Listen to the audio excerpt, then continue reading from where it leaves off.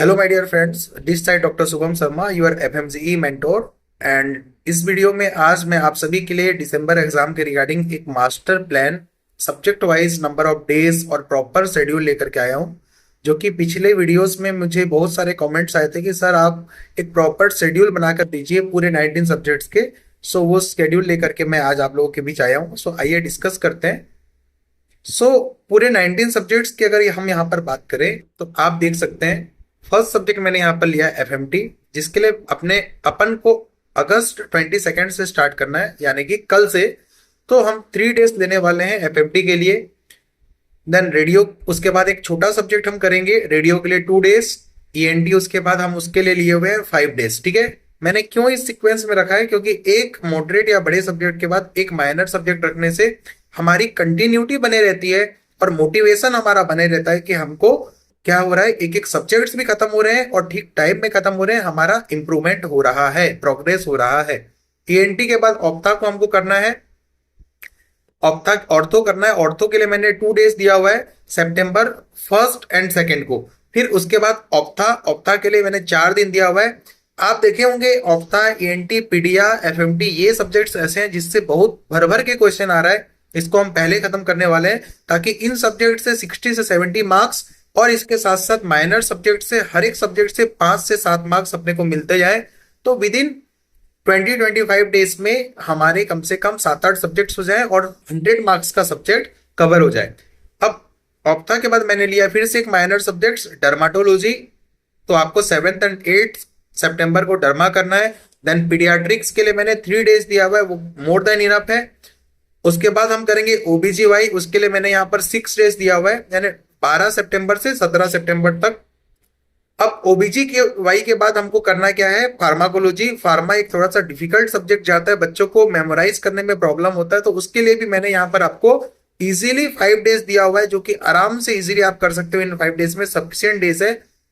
And pharma के बाद हम यहाँ पर करने वाले हैं, क्योंकि फार्मा का जो भी जैसे एनेस्थेसिया वाला पार्ट है, local anaesthetics, general anaesthetics and muscle relaxant, सारा कुछ एनेस्थेसिया में कवर होता है। और बहुत से ऐसे ड्रग्स हैं और प्रोसीजर है जो कि सेम है, pin index and all. So pharma के तुरंत बाद हम करने वाले हैं एनेस्थेसिया। एनेस्थेसिया के तुरंत बाद करने वाले हैं हम psychiatry, because anti depression drugs, bipolar disorder का ट्रीटमेंट हो गया या फिर एंटी साइकोटिक ट्रीटमेंट हो गया, सब आप फार्मा में पढ़े होंगे तो आपको बहुत अच्छे से साइकियाट्री समझ आएगा अगर आप फार्मा की बात करते हैं। तो उसके लिए भी हमने यहाँ पर 2 डेज दिया हुआ है। पैथो के लिए इसके बाद मैंने दिया हुआ है आपको यहाँ पर 5 डेज। 5 डेज में आपको पैथो करना है, चाहे तो आप 6 डेज ले सकते हैं। ऐसा करते हुए अक्टूबर 1 तक आपके 12 सब्जेक्ट्स खत्म। मतलब आप अगस्त 22 से अब स्टार्ट कर रहे हैं, 22 अगस्त से। इस महीने का आपके हाथ में 8 से 9 दिन है। उसके बाद सितंबर का पूरा एक मंथ है और अक्टूबर के फर्स्ट तक, मतलब महज 1 महीना 15 दिन या 12-13 दिन में आपका 12 सब्जेक्ट्स खत्म। उसके बाद पैथो के बाद हम करेंगे पीएसएम। पीएसएम एक इंपॉर्टेंट सब्जेक्ट है। मैंने क्यों पैथो के बाद रखा है, क्योंकि अगर फार्मा आपको नहीं आती तो पीएसएम करने का कोई मतलब नहीं है। ड्रग, उसके रेजिमेन, उसका ट्रीटमेंट, सब कुछ आपको पीएसएम में वहां पर आता है, फार्मा आनी चाहिए। पीएसएम 5 डेज में इजीली हो जाएगा आपका। सो 2 अक्टूबर से 6 अक्टूबर तक पीएसएम करने वाले हैं हम। उसके बाद हम करेंगे माइक्रोबायोलॉजी। माइक्रोबायोलॉजी को हम यहाँ पर, मैंने यहाँ पर आपको 2 डेज दिया हुआ है, क्योंकि माइक्रो इतना ज्यादा अपने को बहुत डिटेल में नहीं करना है। अगर आप रैपिड भी वीडियोस करते हो माइक्रो के लिए, वो मोर देन इनफ है, आपके क्वेश्चंस आराम से बन जाएंगे। बायोकेमिस्ट्री के लिए भी मैंने 2 डेज दिया हुआ है। एनाटोमी के लिए मैंने 3 डेज दिया हुआ है। एनाट में भी बहुत ज्यादा एकदम डेप्थ में नहीं जाना है। एनाट का जो मेन टोपोग्राफिक एनाटोमी है, कि मेन एरिया से आपको लैंडमार्क्स आने चाहिए, उसके इंपॉर्टेंट स्ट्रक्चर्स के, नर्व्स के, बोन्स के और नर्व जो पास करते हैं उसके। तो एनाट में आपको प्रॉपरली एक डेडिकेटेड और एक डिजाइंड फॉर्मेट में पढ़ना चाहिए। एनाट को पूरा शुरू से लास्ट तक पढ़ोगे तो एनाट कभी खत्म नहीं होगी। 3 महीना तो सिर्फ एनाट करने में लग जाएगा आपको। तो उसको सोच समझ के पढ़ना है कि एग्जाम में कहाँ से पूछ रहा है और किस टॉपिक से पूछ रहा है, उसमें मेरे को एकदम मास्टरी हासिल करनी है। ठीक है, इसके बाद सर्जरी में मैंने यहाँ पर 7 डेज आपको दिया हुआ है। 7 डेज में सर्जरी इनफ रहेगा। सर्जरी को आपको आराम से खत्म करना है 7 डेज में, क्योंकि उससे ज्यादा टाइम आप ले नहीं सकते। 10-10 दिन आप दोगे सर्जरी में और एग्जाम में 30 क्वेश्चन आएंगे और आप उसमें से 10 क्वेश्चन करेक्ट करके आओगे, तो इतना इनपुट लगाने का कोई जरूरत नहीं है। जब एग्जाम में आपका मार्क्स नहीं बन पाएगा तो आपको दुख होगा कि मैंने इतना टाइम सर्जरी में दिया, मेरे क्वेश्चंस नहीं बन पाए। इसीलिए उतना ही समय लगाओ जितना जरूरत है, और जिससे तुम क्वेश्चंस ठीक ठाक सही कर पाओ, खास करके सर्जरी, एनआर्ट, फिजियो ऐसे सब्जेक्ट्स में, क्योंकि अनएक्सपेक्टेड क्वेश्चंस आएंगे इनमें, क्लिनिकल आते हैं कई बार इजी आ जाते हैं। हमको उतना ही समय देना है कि हम कर पाए जो करने लायक क्वेश्चंस हैं।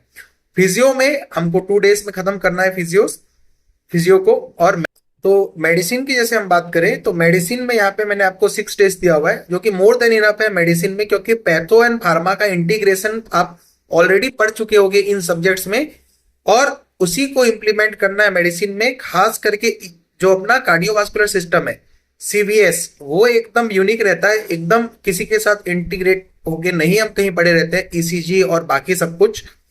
तो उसको मेनली यहाँ पर पढ़ना है मेडिसिन में। और जो इंटीग्रेटेड पार्ट है जैसे नेफ्रोटिक नेफ्राइटिक सिंड्रोम हो गया, एबीजी एनालिसिस हो गया, ये सब आप, मेनिंजाइटिस हो गया, ये सब कहीं ना कहीं आप, हेपाटाइटिस हो गया, ये सब कहीं ना कहीं आप माइक्रोपैथो यहाँ पीएसएम में पढ़ चुके होगे, तो उसको बस रिवाइज करना है। तो 6 days are more than enough मेरे हिसाब से, मेडिसिन के लिए बहुत मोर देन इनफ है, ठीक है।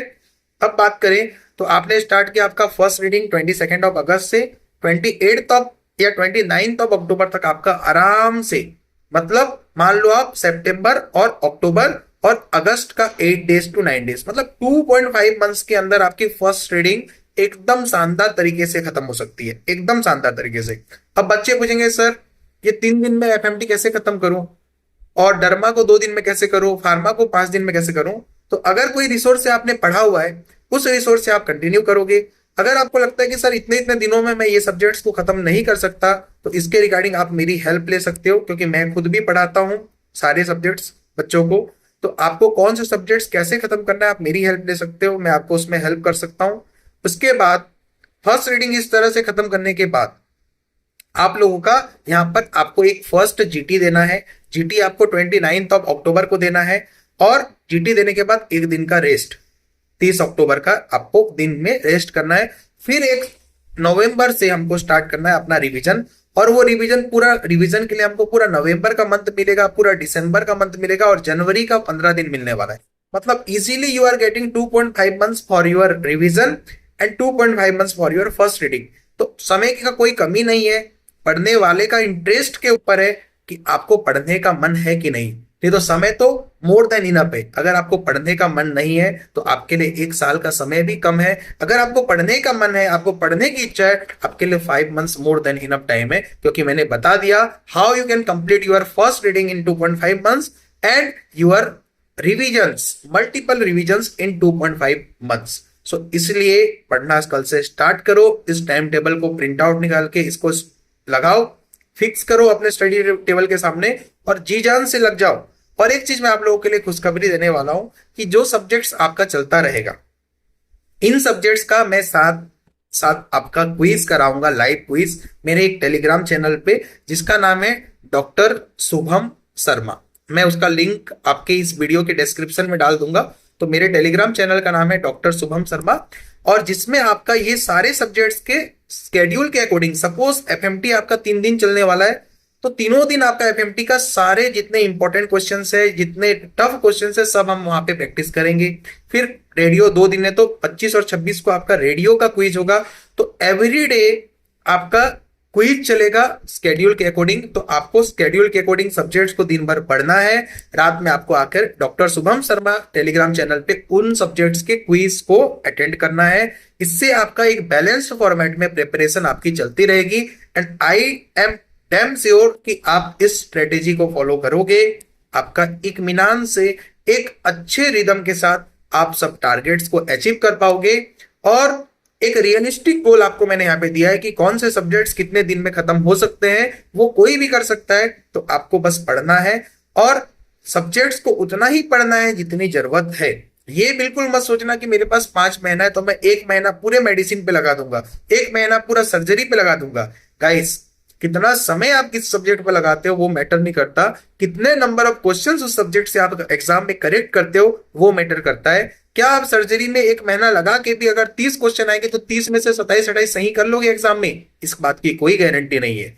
हो सकता है तो आप पूरे महीने भर सर्जरी पढ़ के भी 10 क्वेश्चन भी मुश्किल से सही करो, ऐसा भी हो सकता है। किसी ने किसी सब्जेक्ट में इतना जी जान मत लगाओ कि उस सब्जेक्ट में बाद में ये दुख हो कि मैंने तो एक एक महीना इस सब्जेक्ट में बेकार किया बट नंबर मेरे बहुत कम आए। इसीलिए हर एक सब्जेक्ट्स को एक बैलेंस्ड फॉर्मेट में हमको करना है ताकि एग्जाम में हर सारे सब्जेक्ट में हम अच्छा परफॉर्म कर पाए, ना कि किसी एक या दो सब्जेक्ट में। Because all the 19 subjects are very very important for your exam. Keep in mind you are good at 5 और 6 subject, doesn't matter, you have to at least balance कि बाकी सब्जेक्ट्स में भी आप कैसे करके एक एवरेज से थोड़ा अच्छा परफॉर्म कर सको और आप इस शेड्यूल को फॉलो कर सकते हो।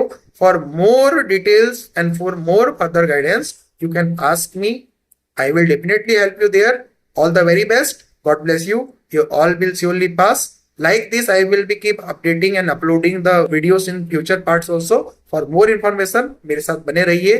हम सबको मिलके इस बार के दिसंबर एग्जाम को anyhow क्रैक करना है and you all will surely pass. God bless you. Best wishes.